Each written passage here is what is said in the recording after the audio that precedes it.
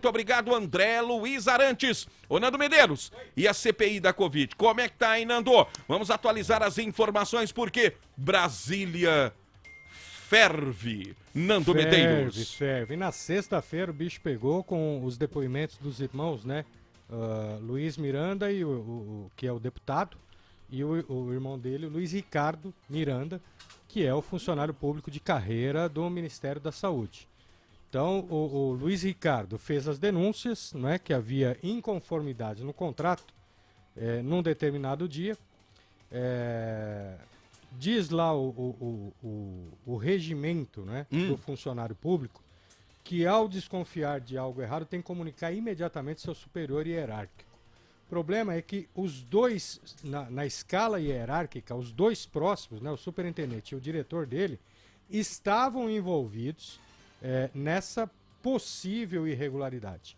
Então, o que ele fez? Ele tinha outra instância, o ministro da Saúde ou o presidente da República.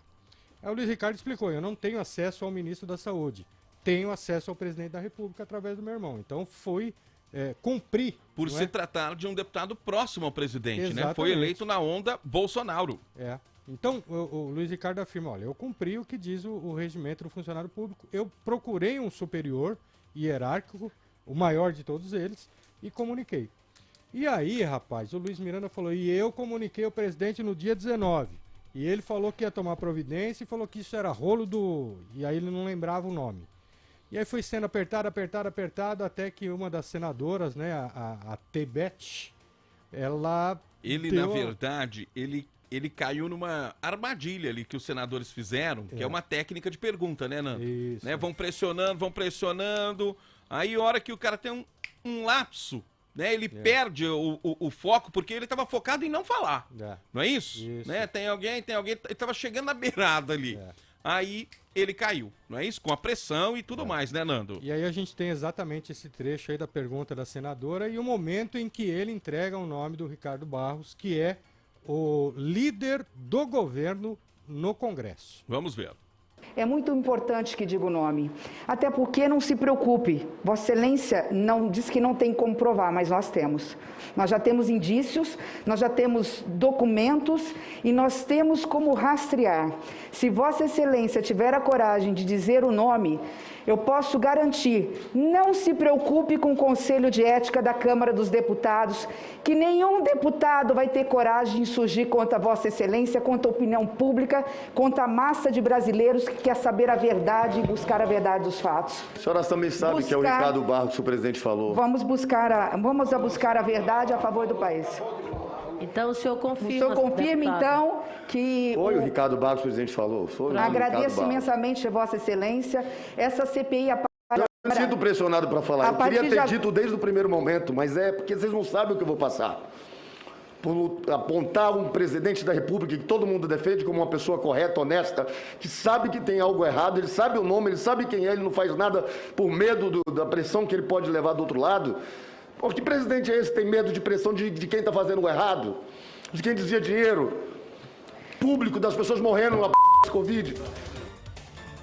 Aí então... Ficou até emocionado ele, né, o Nando? Chegou a fazer um desabafo ali no final. Lembrando que Luiz Miranda era Bolsonaro até debaixo da água. Tanto foi eleito como foi um dos grandes cabos eleitorais que o Bolsonaro teve. E aí a gente vai chegando num momento em que, cara, é tanta gente que estão usando esse termo, né? Traindo o presidente Bolsonaro, que a gente vai chegar num momento que a gente vai falar: opa, pera um pouquinho, é o mundo inteiro que está errado ou é o Bolsonaro que está errado? Por que tantas baixas assim no tanta apoio, gente que era carne e unha com ele que está abandonando ele? Será que está todo mundo errado, então? É uma conspiração enorme contra o anjo santo do senhor Bolsonaro?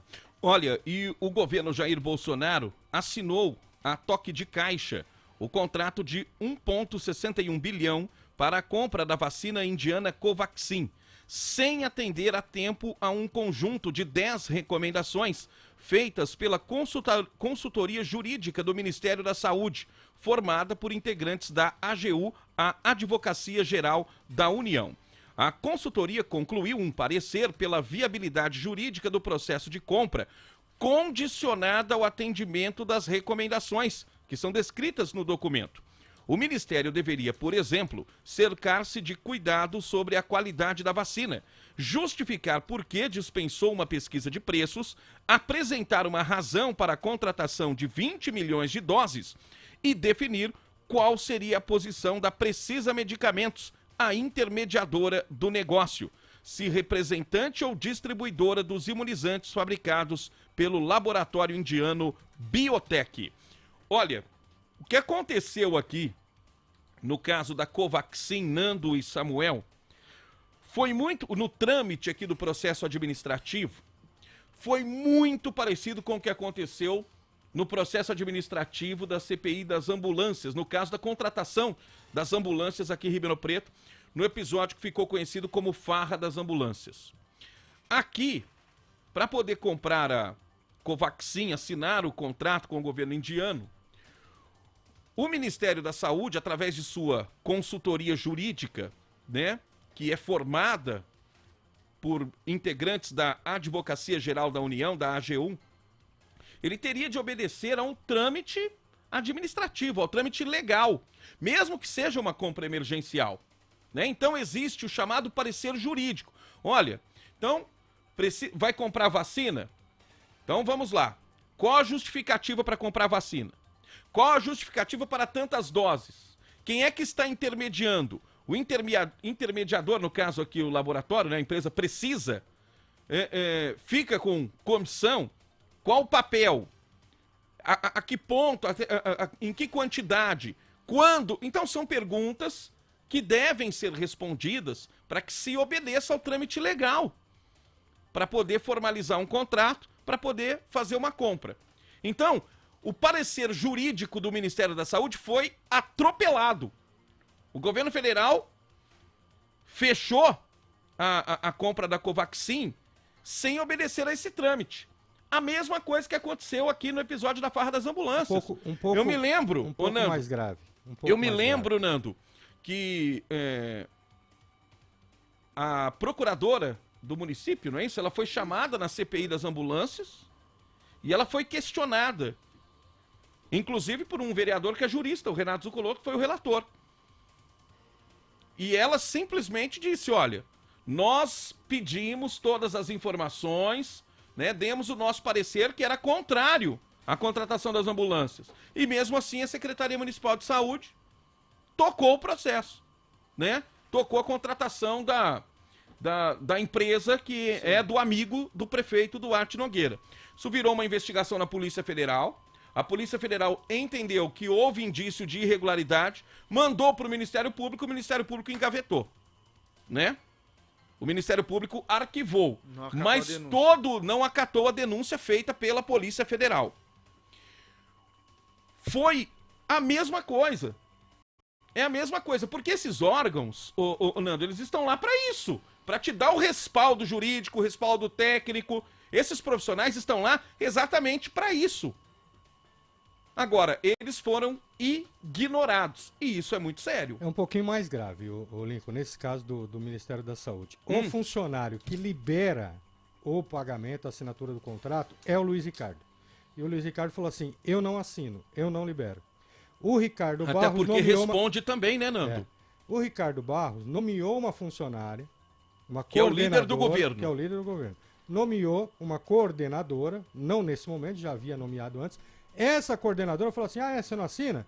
Daqui que eu assino. E ela assinou a autorização para seguir, mesmo com os indícios de irregularidade. É aí que pega... Colocou alguém para dar um parecer favorável, né? Um parecer, olha só. Então, gente, é uma questão... aí foge da narrativa política, foge, né, de qualquer conotação política. Aí é uma questão documental, é o que eu falo. É uma situação muito pesada, muito séria. Muito. Porque o que ela sugere? Que o governo estava querendo privilegiar esse contrato de compra da Covaxin e aqueles que estão intermediando o negócio levariam alguma coisa por fora, seriam recompensados. Então se desenha uma situação... E quem está intermediando? É exatamente a facilidade encontrada diante da dificuldade da nação. O que torna a situação ainda mais cruel, né? Então, se faz um contrato de 1,6 bilhão de reais. Se faz de qualquer... Gente, olha o valor disso, Nando. Olha o valor disso. Quem é que faz alguma compra nesse valor de qualquer jeito? Sem analisar o que está comprando, ou sem explicar, pelo menos, para quem paga a conta. E é aí que vem o depoimento do deputado Luiz Miranda. Porque quem começa a encabeçar o contrato é o líder do governo. Não é isso? E quem é que está intermediando? A Precisa. A quem pertence a Precisa? 2 sócios são donos da Global. E a Global vendeu 28 milhões de reais em medicamentos para o Ministério da Saúde em 2019 e não entregou até hoje. Quer dizer, já tem um histórico traumático e ainda vai se credibilizar algo assim? Então, gente, a situação ela tá ficando muito séria. Muito séria. Muito séria. E agora, tem uma agravante. A ex-mulher do Pazuello quer falar, não é isso? Mandou um e-mail lá pra CPI e disse que quer falar. Só que aí tem que tirar exatamente as questões pessoais, né? As questões, porque de repente, mas eu quero porque o Pazuello é isso e aquilo. Se não contribuir pra CPI, de nada vale. Nada, é por vingança, né? De repente ela tem alguma revelação a ser feita. Por exemplo, além desses depoimentos dos irmãos Miranda, o depoimento do ex-governador do Rio de Janeiro é muito aguardado, né? Tanto que ele pediu para falar em sigilo, não é isso? Exatamente. Reservadamente. Exato. Então ele que já não tem mais nada a perder, deve entregar, mas deve entregar de baseada. Bonito. Né? É o que está sugerindo, é o que a situação está sugerindo. Então a coisa começou a ferver mesmo. E você viu quem estava lá na sexta-feira passeando pelos corredores do Senado? Frederico Youssef, aquele advogadão lá do Flavinho, que escondeu o Queiroz no Ele tava meio sumidão, né? Tava lá, sem máscara, passeando, foi no banheiro feminino, aí o guarda foi atrás dele e falou, amigão, banheiro feminino. Ali, puxa vida, nem notei, saiu e dando entrevista, todo pomposo. Parece que nada aconteceu, nada né? Aconteceu. Bom, são 8h11, vamos aguardar os desdobramentos. 8h11, olha, eu tenho um apelo aqui, eu já encaminhei para a Secretaria de Saúde.